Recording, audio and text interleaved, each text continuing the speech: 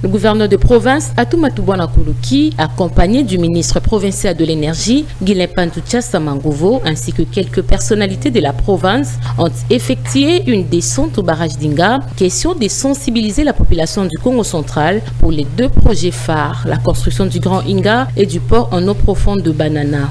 Avec le Grand Inga, il y a plus de 100 000 emplois qui ont été créés.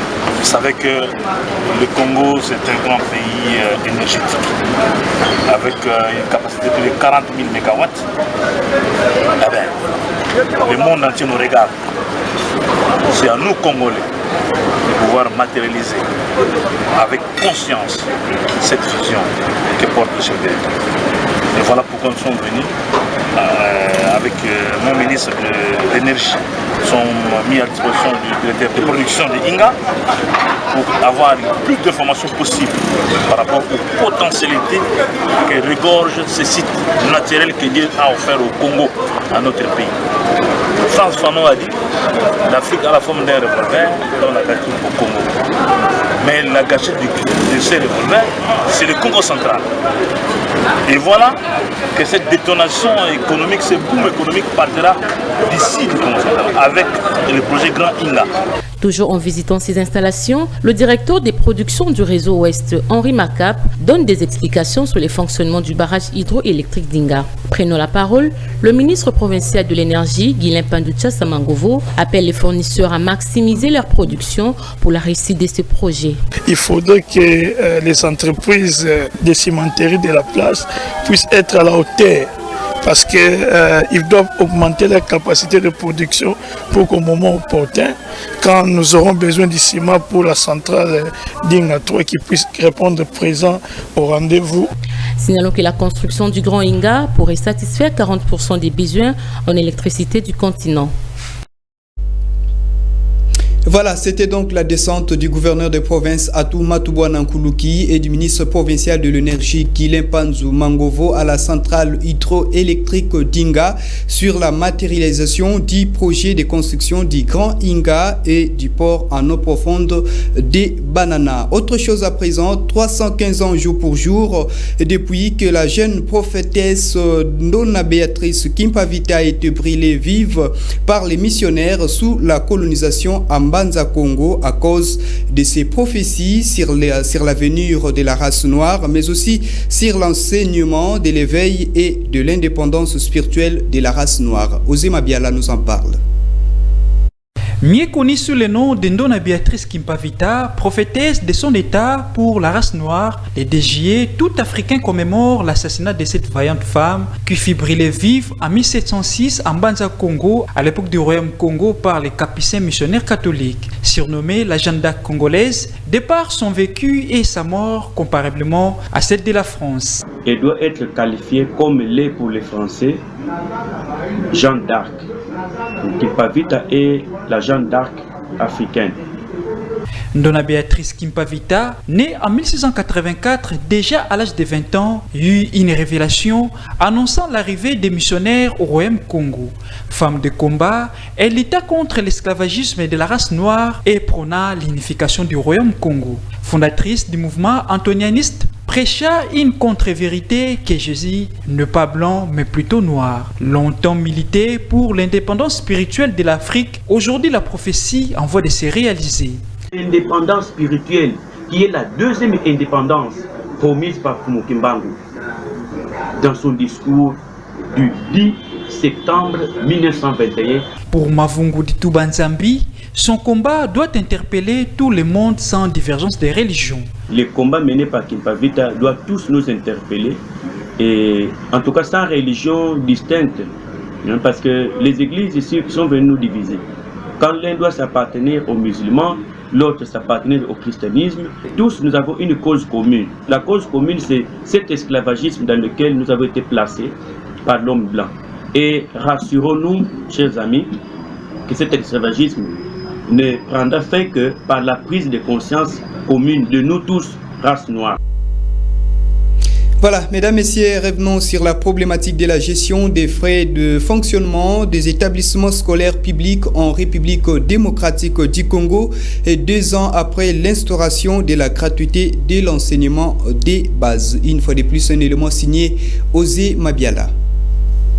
La question de la traçabilité des frais de fonctionnement perçus par les chefs des établissements scolaires publics reste à ce jour complexe. Ces fonds que le gouvernement congolais débourse pour permettre au bon fonctionnement des écoles publiques, servant notamment à l'achat des crèches, entretien des bâtiments et autres fins. Aujourd'hui, sujet de tous les débats sur son utilisation. À noter que depuis la gratuité de l'enseignement de base instaurée par le président Félix Antoine Tshisekedi Tshilombo, les écoles bénéficient de 60% de l'ensemble des frais scolaires perçus auprès des élèves du secondaire pour s'en servir aux besoins de l'école. Mais quid de son utilisation? Mwakala ou Innocent, préfet des études de l'Institut du 30 décembre, en fait l'état des choses. Ce sont des frais de scolarité, c'est-à-dire qu'on a demandé pour l'enseignement de base 12 000, l'enseignement technique industriel 24 000, l'enseignement général c'est 16 000, commercialiste c'est 20 000. Sur ça, nous restons avec 60% que le chef d'établissement doit travailler,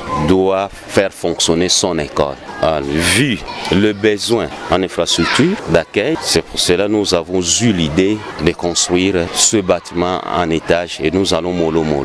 Il est constaté un débordement des écoles publiques par des effectifs depuis le début de la gratuité de l'enseignement, d'où l'urgence de construire de nouveaux bâtisses. Nous gérons les écoles publiques. Donc quand vous êtes une autorité, vous gérez les écoles publiques ou bien quelques responsabilités publiques. Donc il faut quand même un bon signe. Pour le petit moyen que nous avons eu, c'est ça que nous sommes en train de faire ces travaux. Alors vraiment nous sommes en difficulté. Nous avons cette bonne foi, cette bonne volonté pour dégringoler un peu ce salle ici que vous voyez pour que l'école soit belle. Voilà, changeons de registre. Quid de l'indépendance des États africains vis-à-vis des grandes puissances économiques et militaires du monde entier après plusieurs années de colonisation? Tentative de réponse dans cette réflexion. L'indépendance des nations africaines est une réalité sur la forme ou sur les fonds. Certains pays d'Afrique, tels que l'Afrique du Sud, l'Égypte et le Libéria, ont accédé à l'indépendance très tôt, avant même 1930. Entre les années 1950 et 1980, plus d'une trentaine de pays, parmi lesquels figure la RDC, sont sortis de la domination coloniale. 50 ou 60 ans après, plusieurs pays sont encore faibles économiquement et politiquement, ce qui explique une certaine suprématie des Occidentaux face à l'Afrique. À chaque catastrophe naturelle ou situation difficile, les dirigeants africains ont toujours tendance à tendre la main à l'Europe, l'Amérique et l'Asie. Pour les faits les plus récents, plusieurs chefs d'État africains se sont réunis en France à l'occasion du sommet économique sur la relance des économies africaines suite à la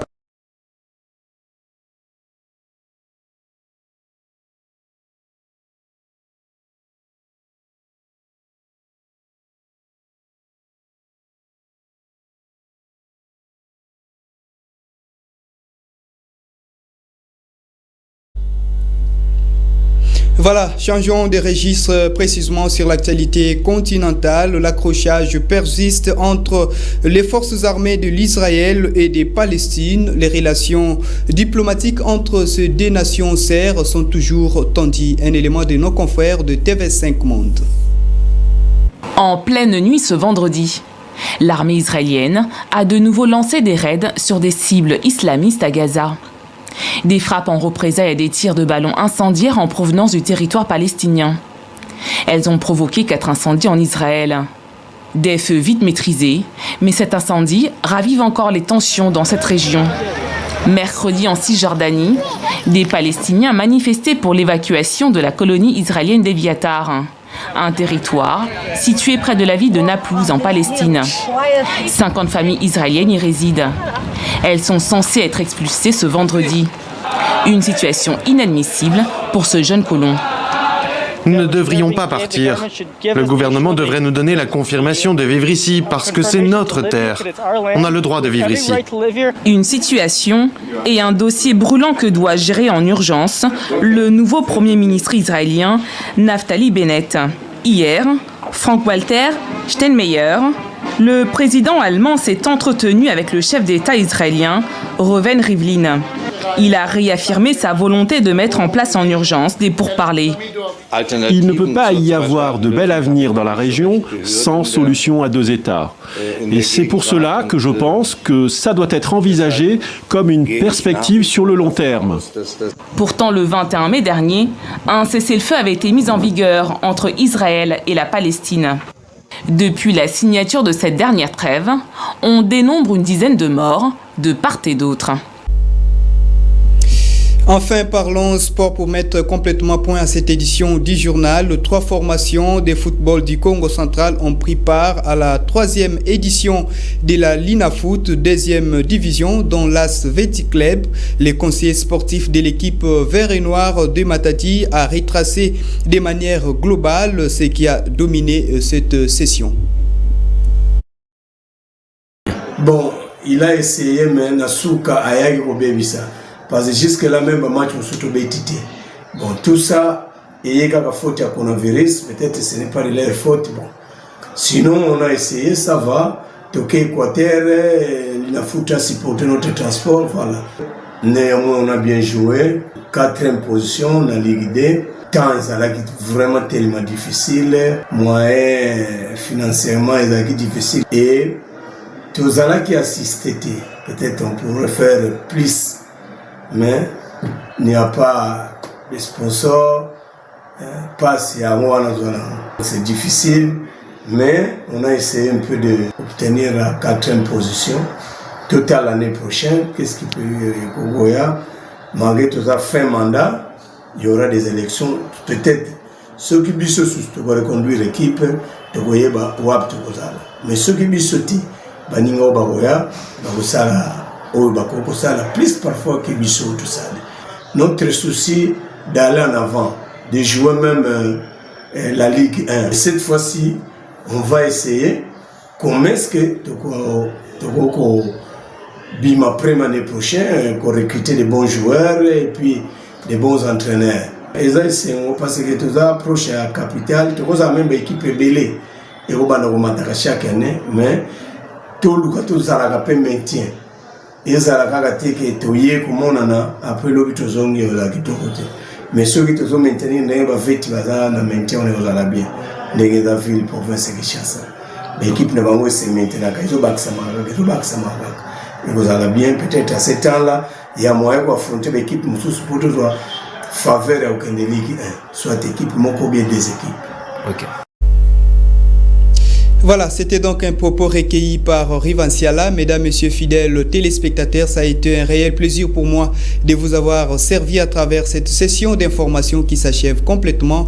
Au nom de toute l'équipe rédactionnelle, nous vous disons bonne suite des programmes sur nos antennes.